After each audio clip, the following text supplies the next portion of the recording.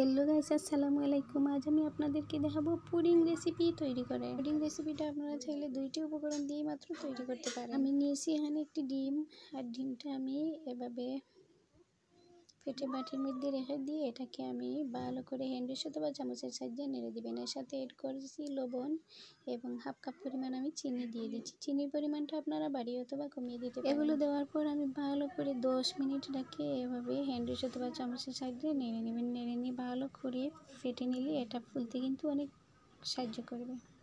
এর মধ্যে দিয়ে দিচ্ছি হাফ কাপ পরিমাণ আমি লিকুইড দুধ। এবারে একটা বাটির মধ্যে আমি রান্নার তেল ব্রাশ করছি, এটার মধ্যে আমি এই পুডিংয়ের গুলাটা ঢেলে দিব। তেল ব্রাশ করার কারণে পুডিংটা বাটির মধ্যে লেগে থাকবে না, খুব সহজে উঠে আসবে।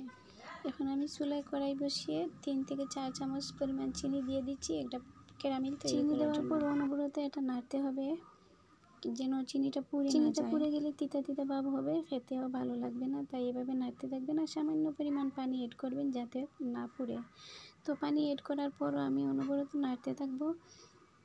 নাড়তে নাড়তে 5 থেকে 7 মিনিট পর দেখবেন এভাবে একটা কালার চলে আসছে। কালারটা চলে আসার পর আমরা খুব তাড়াতাড়ি এটাকে একটা তেল ব্রাশ করা বাটির মধ্যে আমি ঢেলে দিচ্ছি। দেখেছেন আগে যে বাটির মধ্যে আমি তেল ব্রাশ করেছিলাম এটার মধ্যে এই ক্যারামেলটা ঢেলে দিচ্ছি।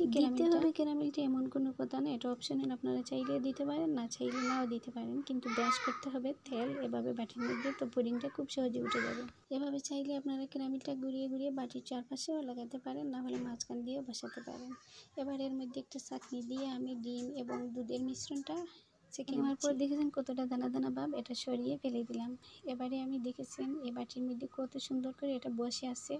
আর চুলার মধ্যে একটা কড়াই বসিয়ে এর উপরে একটা স্ট্যান্ড বসিয়ে নিচে পানি দিয়ে রেখেছি। পানির পরিমাণটা বাটির 3 ভাগের 1 ভাগ পর্যন্ত আমি দিয়ে দিলাম। এর মধ্যে ঢাকনা দিয়ে ঢেকে এটাকে রেখে দিলাম 10 মিনিটের জন্য রান্নার চুলার মধ্যে। তো 10 মিনিট পর চলে এলাম। দেখেন আমার এই পুডিংটা কিভাবে হয়েছে দেখি। মাশাআল্লাহ অনেক সুন্দর করে ফুলে আছে আমার এই পুডিংটা। আর এরকম একটা কাঠি দিয়ে দেখবেন, যদি না লাগে তাহলে বুঝতে পারবেন এটা ভালো করে সিদ্ধ হয়েছে। আমার কাঠির মধ্যে একটুও লাগেনি, দেখেছেন। তো এবার এটা আমি এই কাঠি দিয়ে ফার্স্টে এভাবে ঘুরিয়ে ঘুরিয়ে নিব যাতে এটা খুব সহজে উঠে যায়। আপনারা চাইলে এটা চাকু দিয়ে করতে পারেন। এভাবে ঘুরিয়ে নিলে খুব সহজে এটা উঠে যাবে, উঠতে হেল্প করবে। আর এই পুডিংটা এত সুন্দর হয়েছে দেখেই জিভে জল এসে গেছে। এইভাবে উঠিয়ে নেবেন, দেখেছেন মাশাআল্লাহ কত সুন্দর করে উঠে গেছে, একটু ভাঙেনি ফাটেনি, দেখেছেন কত সুন্দর করে। আর চতুর্দিকে ছড়িয়ে ছিটিয়ে ক্যারামেলগুলো পড়েছে, দেখতে অনেক ভালো লাগছে। ক্যারামেলটা অনেক ফ্লেভারও চলে আসছে। দর্শক বন্ধুরা যারা আমার চ্যানেলে নতুন, প্লিজ আমার চ্যানেলটি সাবস্ক্রাইব করে পাশে থাকা বেল বাটনটি ক্লিক করবেন যাতে আমি নতুন কোনো ভিডিও দিলে আপনারা তাড়াতাড়ি পেয়ে যান। আর ইতিমধ্যে যারা সাবস্ক্রাইব করেছেন তাদেরকে অসংখ্য অসংখ্য ধন্যবাদ।